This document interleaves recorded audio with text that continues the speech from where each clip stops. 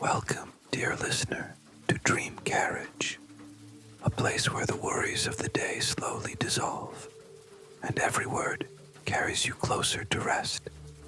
Tonight we step into the warm, bustling world of the 19th century, where the clinking of pots, the scent of fresh bread, and the pages of a brand new book capture both history and comfort. Our story is about Isabella Beeton, remembered by generations as Mrs. Beeton, the woman whose book of household management became a guiding light for countless Victorian families. But tonight, we will not only recall the pages of her work, we will walk with her into her own home, feel the quiet pride of her kitchen, and share in the small, tender details of her daily life. So before we begin, let us take a slow, grounding breath. Inhale gently. Let your chest rise with calm. And exhale slowly, releasing the tension that clings to your shoulders. Again, breathe in deeply, filling yourself with peace. And exhale, letting go of the weight of the day. Picture yourself now in a quiet English garden. The grass is still wet with morning dew. The sky is pale blue, and a soft breeze carries the fragrance of roses and lavender. Somewhere beyond, a kettle whistles gently, and inside a house, sunlight is pouring into a welcoming kitchen. This is where our journey begins, in the world of Bella Beeton, a young woman whose wisdom and warmth reached far beyond her years. Isabella Mary Beeton, whom history would come to know simply as Mrs. Beeton, was born in 1836 in the small town of Cheapside, London. From her earliest days, life seemed to give her both ordinary simplicity and the gentle guidance that would shape her into a woman of remarkable influence.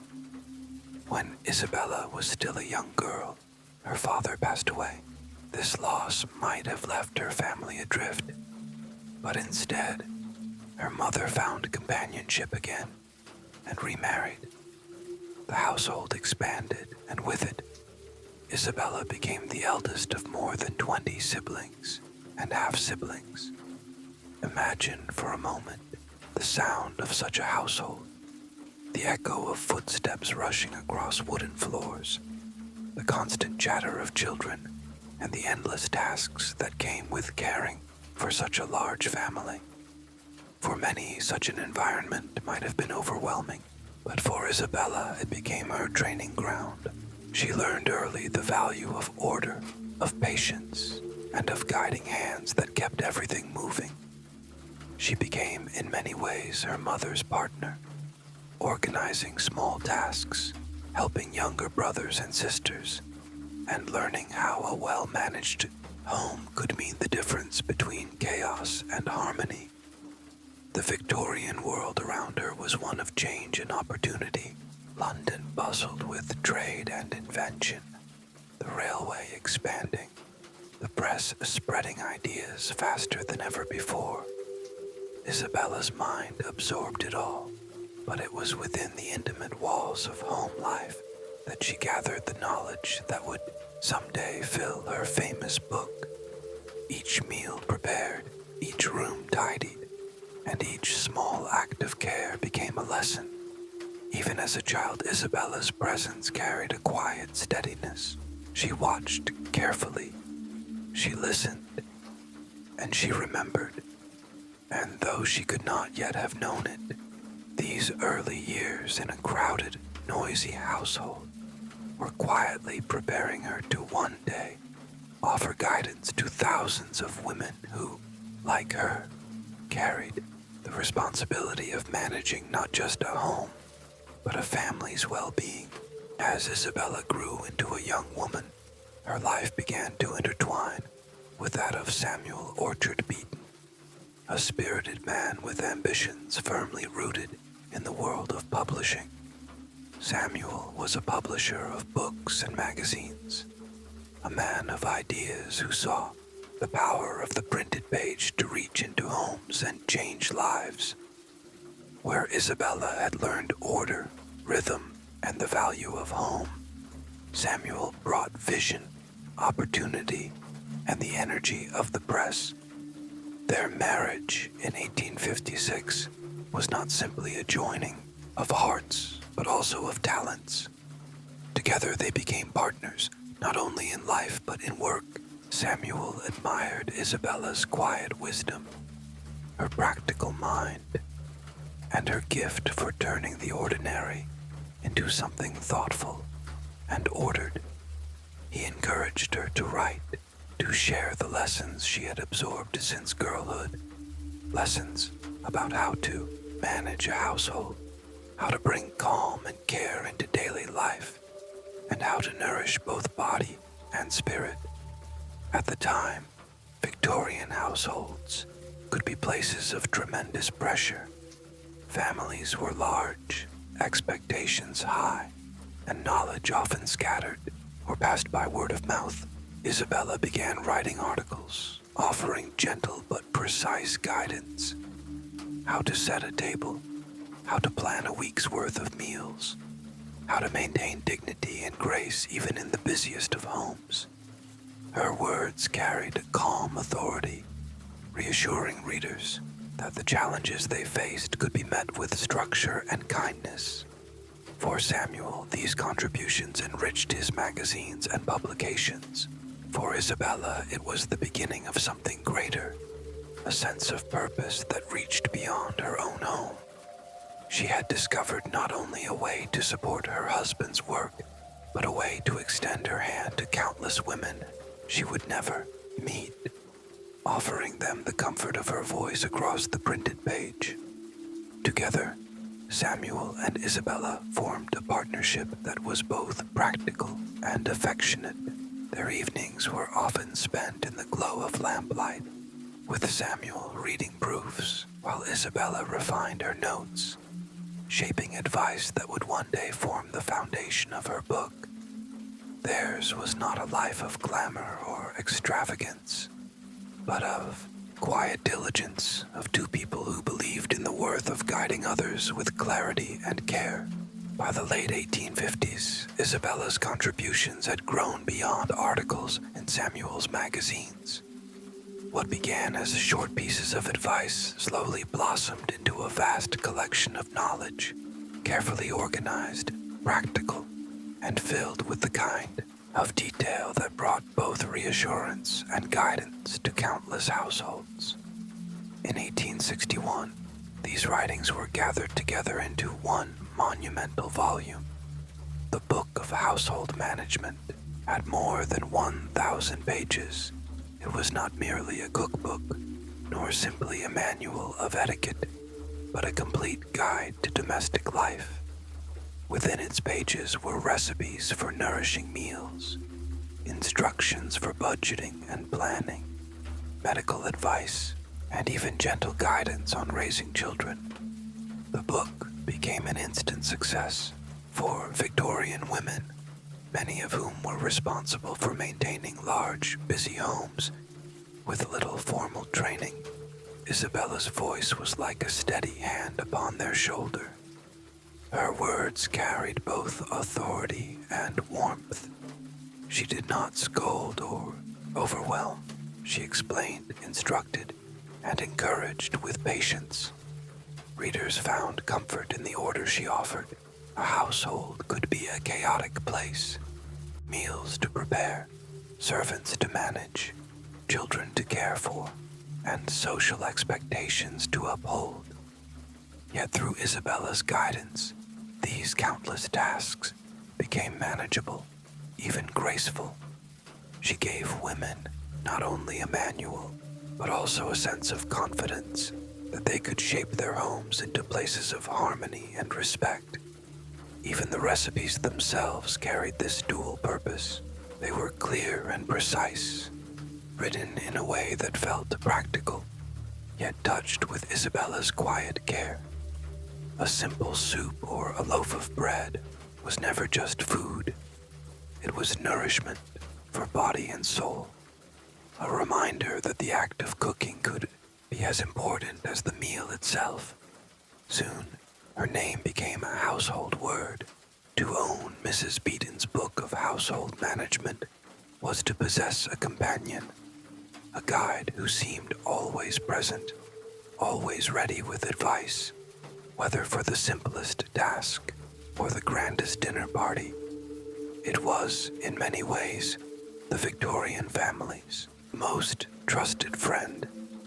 Yet, beyond its immense popularity, the book reflected Isabella herself.